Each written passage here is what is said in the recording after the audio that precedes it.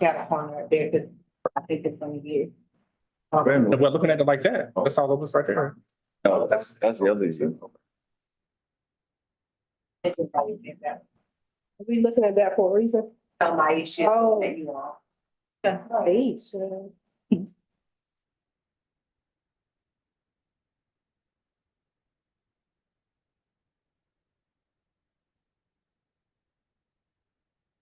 Well, here, you talk with this. Wait, we can hear you.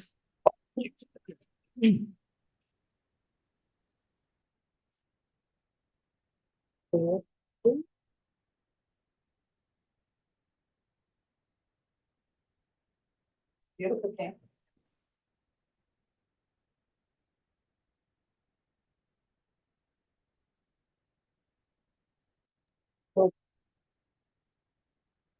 It's an option.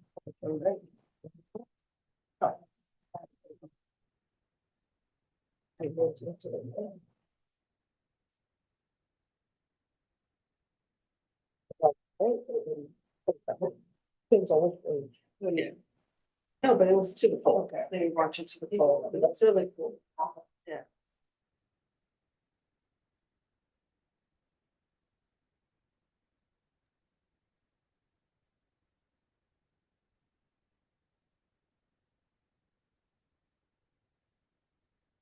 I, I can hear you.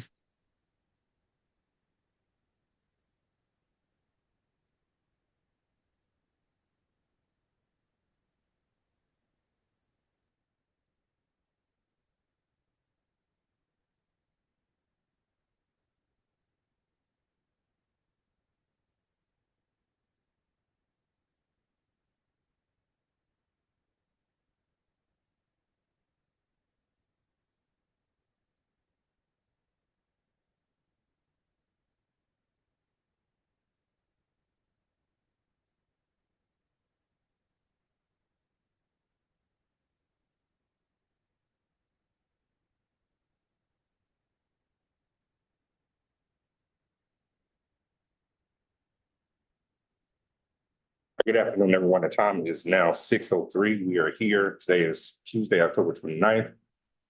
Here in our Board of Ethics conference room, we'll do a quick roll call and go on with the rest of the agenda. District 1 is vacant. District 2, Samuel Valme.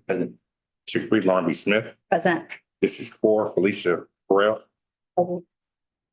District 5, Desmond Payne, Chair. Here, Tax Commissioners appointee Cynthia Cournot. Antonio Taylor, absent. Superior Court selected alternates. Those seats have yet to be filled. Before we start, we're gonna amend the agenda. Get a motion to amend our agenda item C for nominations and vote for new vice chair. We're gonna do that after our probable cause agenda. So if I can get a motion to amend that. Make that motion. It's made by Bree Smith. Second by Samuel Valme. That item has been moved. If I could get a motion,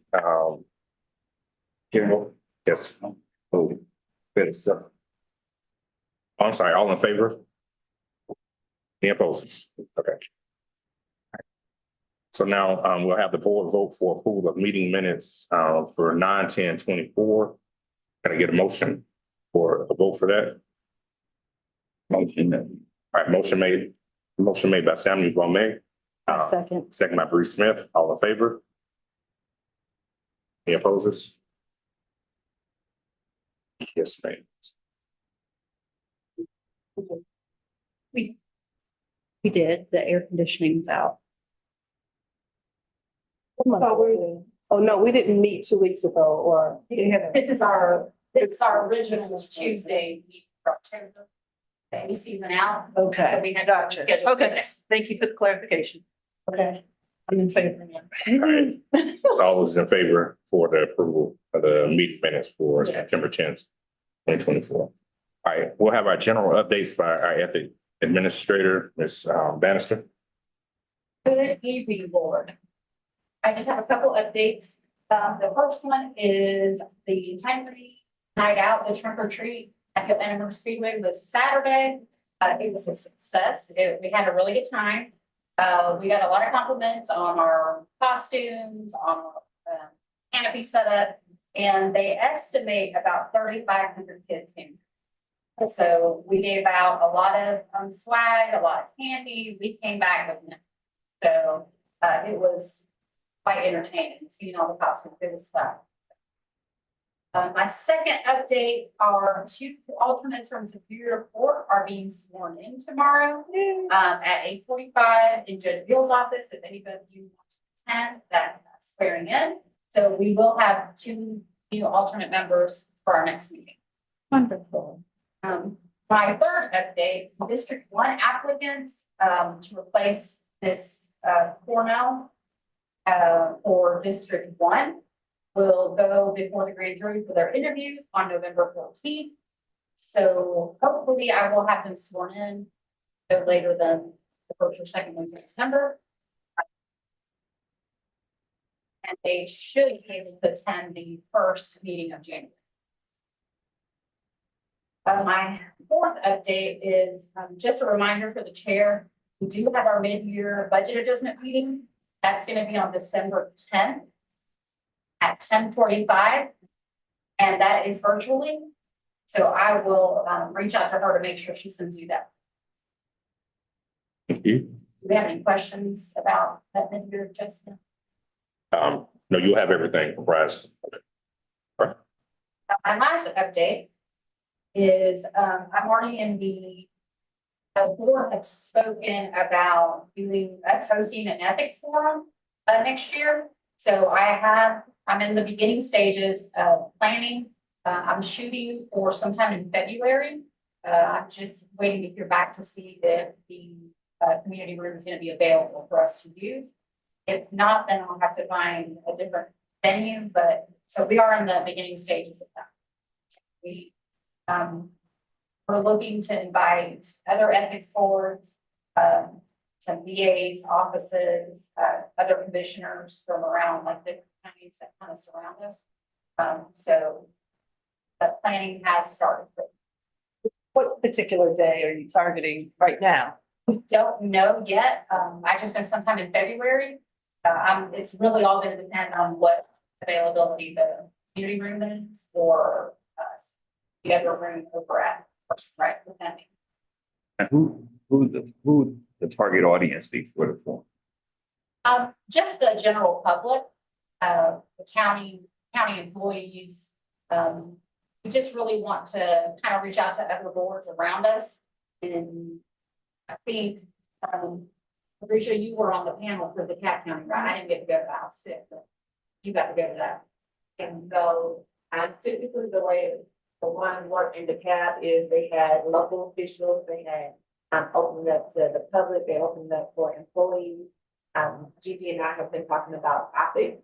And preliminary, we have the topics of the importance of the ethics board, county collaboration, troubled water, the challenges that may arise, and then community concerns, where Gigi will allow people to pre-submit questions from the community, and then they can be addressed to the panel.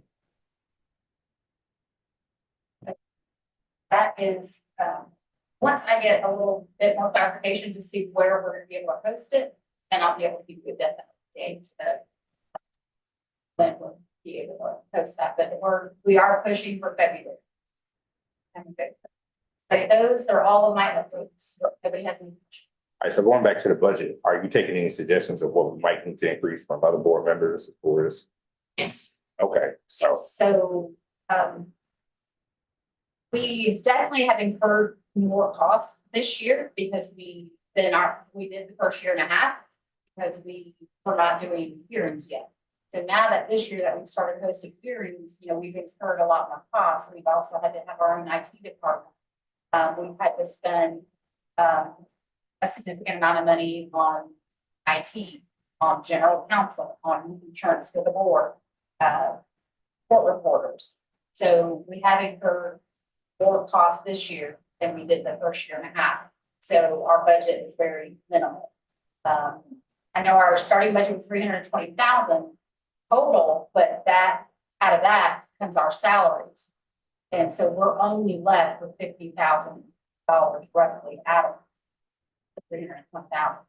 So I think, if I'm not mistaken, after paying our case management for the year, which is 12,000, I think we have $12,000 left in that account for professional contracting services. And that's where our process server and investigators come out of. That's where the court orders are coming out. That's where our IT comes out of. So we definitely will have to request for funds.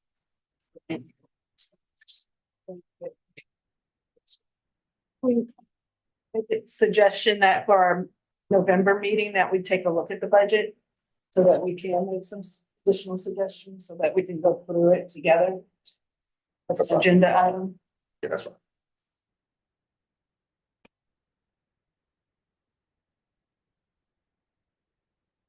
Okay, is that it, Ms. Bannis?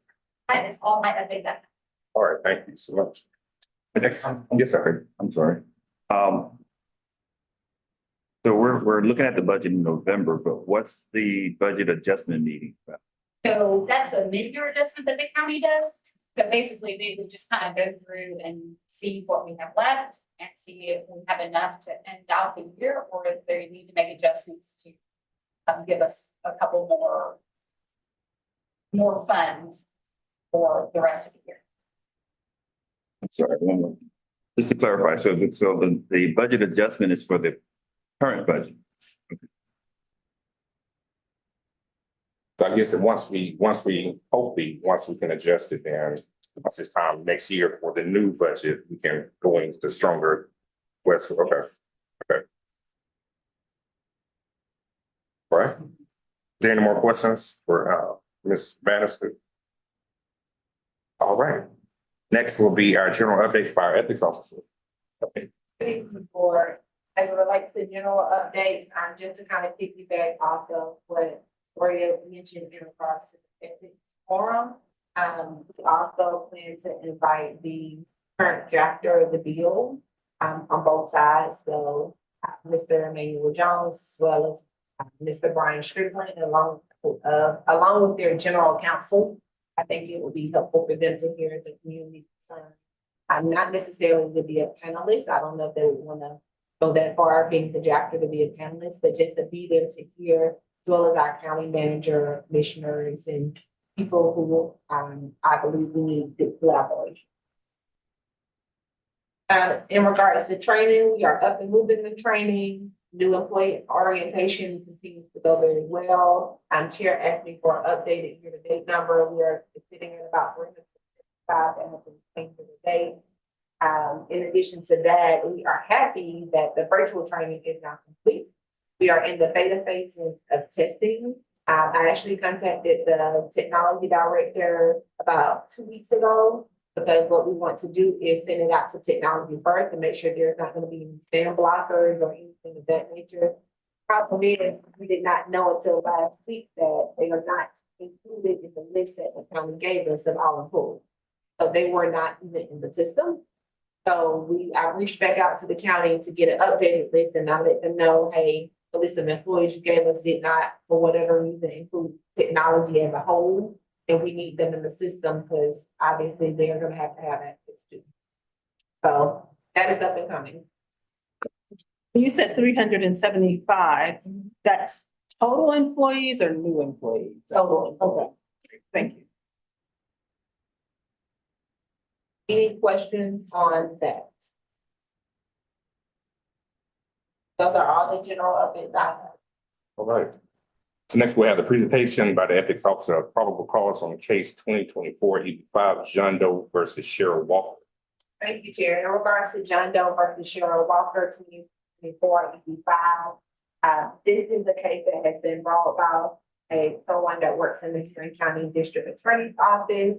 By way of this case, we do not have personal jurisdiction, so we are unable to move forward on a probable cause hearing. The allegations were the failure to show impartiality in performing official duties, as well as, that was the only allegation.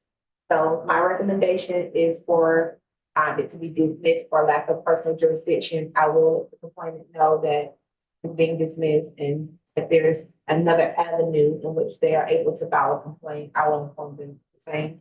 Honestly, sitting here today, I don't know what the avenue is. Because they didn't complain about the district attorney, they complained about an employee of the district. So I will probably just defer them to the supervisor, who's probably the district. Okay, for clarification, in regards to jurisdictional omission of the district attorney, but not their staff, correct? When it comes to, The Senate bill says that the district attorney and all respective staff. okay. Correct. All right, the presentation by ethics also probable cause on case 2024 EB6, John Doe versus Namari Gill. Oh, I'm sorry, was there a vote on? It's a vote of the woman. Motion of vote or whether or not to accept the recommendation? Oh, okay, I'm sorry about that. Okay, I get a motion for item F, of the, John Doe versus Sherry Walker, 2024 EB. I have a motion to, dismiss for lack of jurisdiction. I make that motion. Motion made by Bruce Smith, Second. second by Ms. Felicia. All in favor? Any opposers? Motion is dismissed. All right, we'll next have the probable cause on case 2024-6, John Doe versus Namari Gill. In regards to 2024 EB6, this is the opinion case of 2024 EB5. This is also against a staff member of Huron County District Attorney's Office. The allegation again was failure to show impartiality in performing the duties. And this specific person is the office manager. Because we lack jurisdiction over them personally, our recommendation is to dismiss for lack of personal jurisdiction. Recommendation has been for dismissal of lack of personal jurisdiction. Can I get a motion? Make that motion. All right, motion. I got a question. In this particular case, since we do not have jurisdiction, what do we do as far as a recommendation or no, just? I typically give the complainant a recommendation of where they can file a complaint properly. And this one, both employees, 2024 EB5 and 2024 EB6 are employees of the district attorney. And so if it was the district attorney, I would otherwise have recommended the bar. But given that these are employees of the district attorney, my recommendation would be the district attorney. Unless I find in some research otherwise that there's somebody else who could have some oversight. So, any more discussion on that? Right. So a motion to dismiss for lack of jurisdiction for case 2024 EB6, John Doe versus Namari Gill. That motion. Motion made by Bruce Smith, second by Samuel Baldwin. All in favor? Any opposed? Motion is dismissed. Yeah, that concludes all of my probable cause hearing, if there is no further question. Any further questions? All right, thank you, Madam Officer. Next, we'll have the board nominations and vote for new vice chair. At this time, I'll take recommendations for nominations, and we will come to a vote. So, if I can, have a question. yes, sir. What is the term of the chair? It's our term to, Which will be the vice chair, For the it's chair. just whatever your term is. Oh. But there's really not your term ends. Doesn't, just because you're the chair, the vice chair doesn't give you an extent. unless I step down, you have to.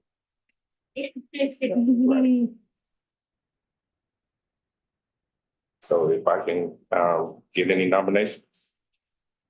I'd like to nominate Felicia. Yeah, Felicia, right? Okay. It's Felicia Harrell. Thank you. Thank you. Any more? I'd like to second that nomination. Okay, Thank you. just a second. Okay. All right. Any more nominations? All right. Question. Because we're bringing on two of the Superior Court alternates, do we need to wait for them, or we can go ahead and You can go ahead because they're alternates, so they have no right. That's right. Okay. All right. Okay. Well, nomination has been put on the floor for Ms. Felicia. Ms. Felicia be our vice chair. Get a vote. All in favor? Oh, no. I'm sorry, a motion to vote. I apologize. I'll make that motion to vote. All right, motion made. Motion made by Bree Smith, second by Cynthia Cornock, all in favor? Any opposers? Congratulations, Madam Vice Chair.